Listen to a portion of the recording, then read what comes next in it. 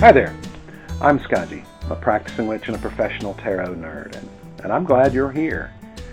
Today, I thought we'd talk about color correspondences. We won't be talking specifics, not really. Instead, what I want to do today is to get more into the why side of color correspondences. Seems to me that why something works for us is just as important as knowing what works. And sometimes it's more important to know why. The human mind is a connection-making machine. Grab that pan of tater tots in the oven bare-handed and ouch, hot. Connection made. Pans in ovens equals hot. Hot equals ouch. The connections we make are how we simple apes learn. A is for apple. B is for brontosaurus. C is for correspondence. Correspondences are a way that we make connections in our witchy work.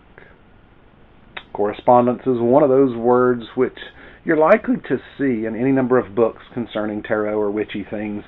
It's also one of those words which doesn't seem to be firmly defined in those contexts.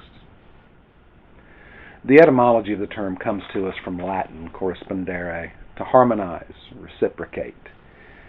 I guess we could say that correspondences are things which vibe together. They are connections we can use to help with our magical practice. Correspondences show up everywhere. Is there a list of keywords in your tarot guidebook? Correspondences. A list of magical intentions next to that entry in your herb book? Correspondence. This enormous thing is the Complete Magician's Tables by Stephen Skinner, and it's just overflowing with tables of correspondences. And this one is Llewellyn's Complete Book of Correspondences by Sandra Kynes, table after table of correspondences. There's more to say about correspondences, but let's table that for the moment. What about color? What is color anyway? Well, it isn't really black and white. This is color. And this is color. And this. And this. Colors are one of the first things that we're taught when we're little. When I was a kid, this box of crayons was the holy grail. I usually had to settle for those smaller boxes, but this box, it has all the colors. You can color anything with this box. We humans rely a lot on our sense of sight, so it makes sense that color would be a big part of most of what we humans do. Before we get too deep into color, though, let's take us a little side trip. One of my uncles is colorblind. He can't distinguish between red and green, and he paints some of the most beautiful paintings that I have ever seen. And looking at those, you wouldn't know he didn't see colors the same way you do. I had a friend in college who was blind, and he marched with us in the band. My friend had the most amazing sense of hearing I've ever encountered. He interacted with the world through touch and those amazing ears. What most of us would describe with colors, he described through touch, sensation, and sound. So just because one can't see colors doesn't mean that their magic is less somehow. It just means that they use a different set of correspondences. Okay, so what is color anyway? As it turns out, color is all in your head. That's right. Color is our perception of the various wavelengths of light which enter our eyes. It's the perception part that's important here, because it's through our perceptions that we experience life, the universe, and everything. And in that experience, we make connections. We arrive at our own personal correspondences. But we don't just have our own experience of color. Color correspondences are also a part of the culture we're raised in. Traditional wedding dresses where I'm from in the U.S. are usually white. while in China, brides traditionally wear red. And for funerals, here folks will often wear black, while white is the traditional color of China and elsewhere. And there can be local color correspondences as well. Where I grew up in the southern United States, college sports are followed by many with a nearly religious fervor, and team colors are practically sacred. And I'm sure that this is true of sports fans elsewhere in the world as well. Now, I'm not a sports fan, but I do have a slight aversion to the colors orange and blue together. You see, I was raised in a crimson and white household, and although I don't follow college sports, those correspondences have kind of stuck with me. When we start learning the fun magic-y stuff, all those tables of correspondences can be very helpful. They give us a place to start, but they shouldn't be the end of our exploration. It's important to know the why part. You see, magical work is only aided when we have a personal connection to it. In preparing for this video, I made a table of color correspondences from 7 different sources in my library. That's right. That's what kind of magic nerd I am. You'll find a list of those resources in the description below, but I'll spare you the pain of that spreadsheet. In that analysis, there was some agreement. For example, most sources related protection to the color black and purifying to the color white. But there were some contradictions between sources as well. About half related the concept of courage to the color orange, while others related it to red. Why is that? Don't things mean what they mean? No, of course not, until they mean something for you. Let's not forget, color rarely exists alone. After all, things are different colors. Most of the time, we experience color as part of a larger and more complex experience.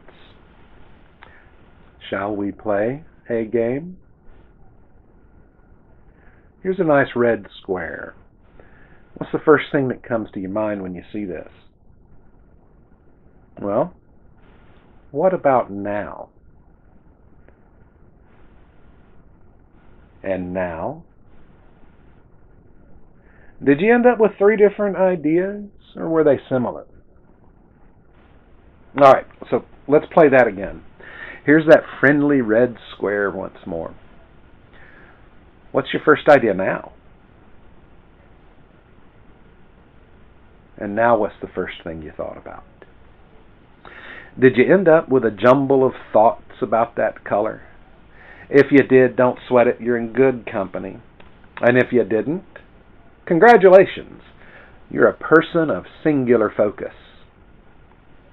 Our minds make connections and organize information as patterns, generally speaking. Colors are a part of those patterns of very complex experiences. When we get new information, our helpful little brains dutifully try to file it away. Sometimes the new information fits with existing patterns, and sometimes it doesn't. When that happens, we end up with a new pattern. A couple of days ago, I was taking a look out over the city and noted one of those big construction cranes. I've been thinking a lot lately about colors for some reason, and I thought to myself, what does the color of this crane make me think of? Well, this crane was painted white, and the pattern of all those struts made me think of nothing so much as a spider's web, which reminded me of an idea I read in Llewellyn's complete book of Correspondences, which I mentioned earlier. In that, Kynes talks about correspondences not as a linear concept, but as a web of connections, interrelated and mutually supportive. All this was going on in my head, and I wondered, what would I think of if the crane were painted green? The idea of A tree's branches, all covered with leaves, came to mind. The interesting thing to me, at any rate, is that both of these things are rather up in the air kinds of things, just like that crane. And they also represent structures to me, the spider's web and the branches and the crane. That's a fun game to play with ourselves sometimes, making the brain run through a sort of correspondence obstacle course. Although I'll admit, my brain prefers to saunter rather than run. How does all of this help in our magic? Well, when we have a better understanding of the connections we make inside ourselves, we can then make stronger connections outside ourselves. And that, my friends, makes for better magic. As within, so without. One of the most common types of magic many folks do is prosperity and money magic. And why not? And every single correspondence table I've ever seen ties green to the ideas of prosperity and money. Makes sense, right? Prosperous things grow, and growing things all around us are green. At least here in the U.S., our money is green too. But all that being said, however, when I do prosperity work, my go-to color isn't green. It's brown. I was probably 7 or 8 when Mother told me we were going to Granny and Granddaddy's house to help in the garden. Oh my, how dreadful an idea for little old me. That is, until Mother told me Granddaddy said he'd pay me for helping. Then my little heart soared as I imagined all the Star Wars figures and Hot Wheels cars I could buy with the stacks of money I was going to earn. My Granny and Granddaddy didn't have a little backyard garden. They had acres, and they grew corn and beans, peas, squash, cabbage, and potatoes. And that day, we were going to be harvesting those taters. If you don't know, taters grow in the ground, and to harvest them, you have to dig them up. Fortunately, Granddaddy had a tractor, and he'd run that thing up the rows with a spade plow, turning over all those rows of potatoes. And all we'd have to do then is pick them up and put them in a basket. When Mother and I got there, Granddaddy had already started, and Granny was already picking up taters. And I went to work with excitement and with visions of piles of new toys in my head. At the end of the day, we had picked up every potato in the whole wide world, and they'd all been laid out in the tater house where they'd be stored until used. I was tired, I was grubby and dirt-covered, and I was eagerly awaiting a stack of fresh green money. Granddaddy told me to take several of those bushel baskets and put them in Mother's car. That done, I was still waiting for a stack of money when Mother said it was time to go. Imagine my surprise. Where was my money? Maybe Granddaddy had given it to Mother, and she'd give it to me when we got home. You see, she must have just been keeping it safe for me so I wouldn't lose any. That had to be it, right? When we got home, I unloaded all those baskets of potatoes, and my mother went about her business, and I still hadn't seen a cent. I asked Mother when I was going to get paid, and this was when she gave me some dreadful news. I had already been paid. All those potatoes I had dutifully unloaded from the car were my payment. Oh, the horror, the humanity. I hadn't been paid in fresh green dollars.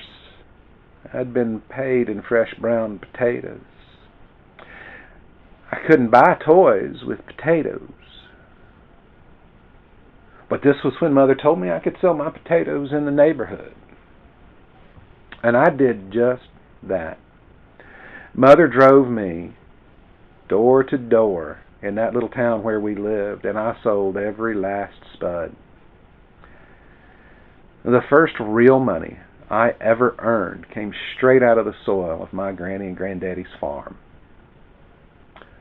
So for me, The color of prosperity and money is brown. And I'll tell you this too. The toys I bought with my tater money were the most treasured in my whole collection. All those lists and tables of color correspondences we find in books and on the inner tubes are a great resource and a great starting point. But they shouldn't be our last stop. The more we explore our own personal connections, our own correspondences, the stronger our connection will be to our magic. And as your personal practice grows, you'll find your personal correspondences growing, changing, and becoming more rich as well. Thank you so much for spending some time with me today. If you've enjoyed your time, please like, subscribe, share, and comment. I'm Skaji. Safe journey.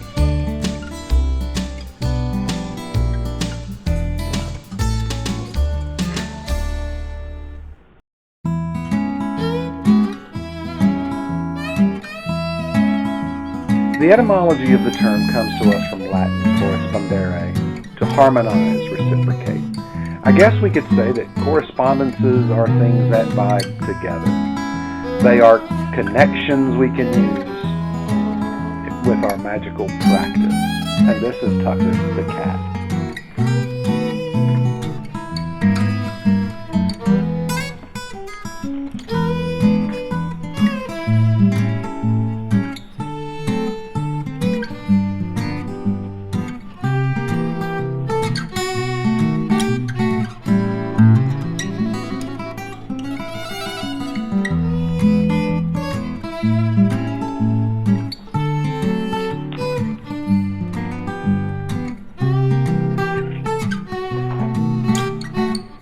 When I was a kid, this box of crayons. Ah, crap.